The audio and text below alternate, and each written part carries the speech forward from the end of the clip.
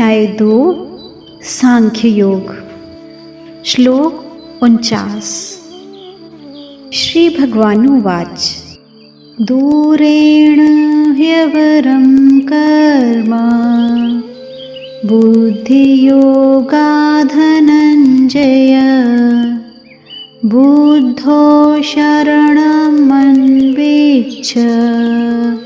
कृपणः फलहेतवः।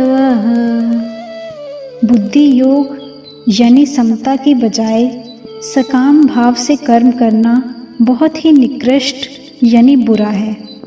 कारण कि कर्म भी पैदा और नष्ट होते हैं और उन कर्मों के फल का भी संयोग और वियोग होता है। लेकिन योग यानी समता हमेशा है, उसका कभी वियोग नहीं होता, उसमें कोई विकृति नहीं आती। इसलिए समता की बजाय सकाम कर्म बहुत ही निकृष्ट हैं। संपूर्ण कर्मों में समता ही श्रेष्ठ है।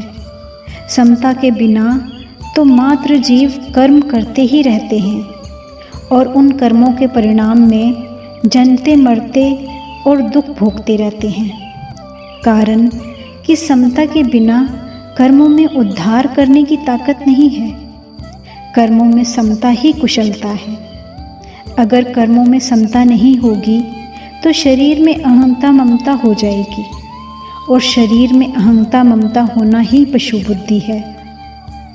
भागवत में शुकदेव जी ने राजा परीक्षित से कहा है, त्वं तु राजन मरिष्येति पशु बुद्धि में माम जहि। यानी हे राजन, अब तुम ये पशु बुद्धि छोड़ दो कि मैं मर जाऊंगा।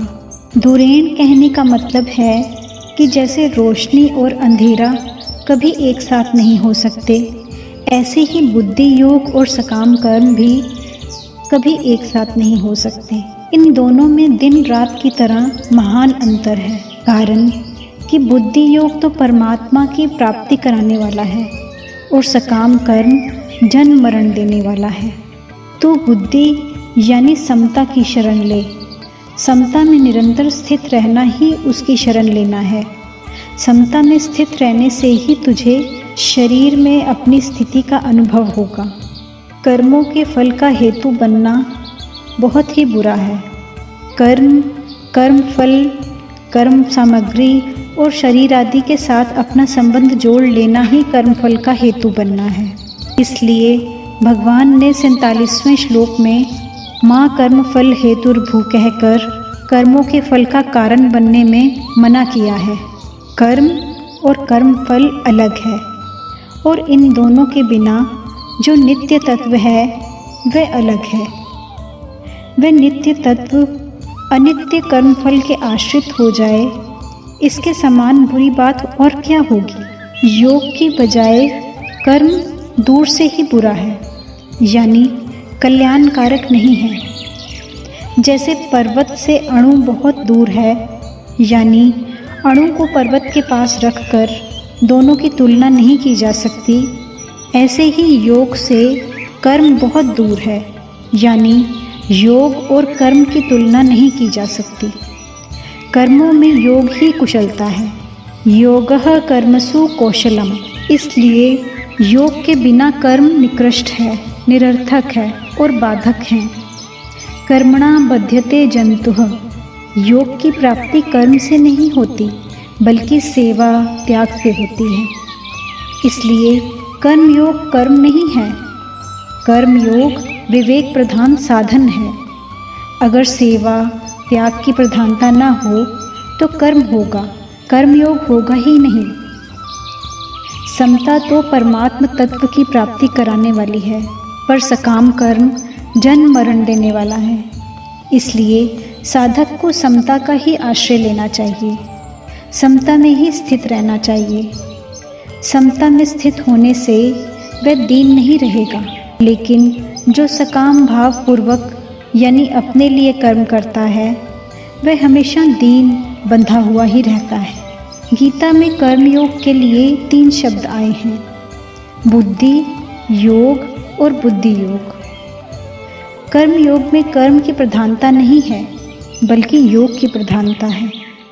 योग, बुद्धि और बुद्धि योग तीनों का एक ही मतलब है। कर्म योग में व्यवसायत्मिकता बुद्धि की प्रधानता होने से इसको बुद्धि कहा गया है और विवेक पूर्वक त्याग की प्रधानता होने से इसको योग या बुद्धि योग कहा गया है। ध्यान योग में मन की और कर्म योग में बुद्धि की प्रधानता है। मन के रोकने में स्थिरता और चंचलता दोनों बहुत दूर तक रहती हैं, क्योंकि इसमें साधक मन को संसार से हटाना और परमात्मा में लगाना चाहता है। मन को संसार से हटाने पर संसार की सत्ता बनी रहती है। ये सिद्धांत है कि जब तक दूसरी सत्ता की मान्यता रहती है तब तक मन को रोका नहीं जा सकता। इसलिए समाधि तक पहुँचने पर भी समाधि और विरोध में खड़े रहने की ये दो अवस्थाएं रहती हैं। लेकिन बुद्धि की प्रधानता रहने पर कर्मयोग में विवेक की मुख्यता रहती है। विवेक में सत और असत दोनों रहते हैं। कर्मयोगी असत वस्तुओं को सेवा सामग्री मानकर उनको दूसरों की सेवा में लगा देता है, जिससे असत का त्याग शीघ्र और सुगमता पूर्वक हो जाता है। मन का रोकना लगातार नहीं होता, बल्कि समय समय पर और एकांत में होता है। लेकिन बुद्धि का एक निश्चय लगातार रहता है। पहले के श्लोक में जिस बुद्धि के आश्रय की बात बताई गई है, अब आगे के श्लोक में उसी बुद्धि के आश्रय का फल बताते हैं। अगर आपको अच्छा लगे तो इस चैनल को सब्सक्राइब करें और बेल आइकॉन पे प्रेस करें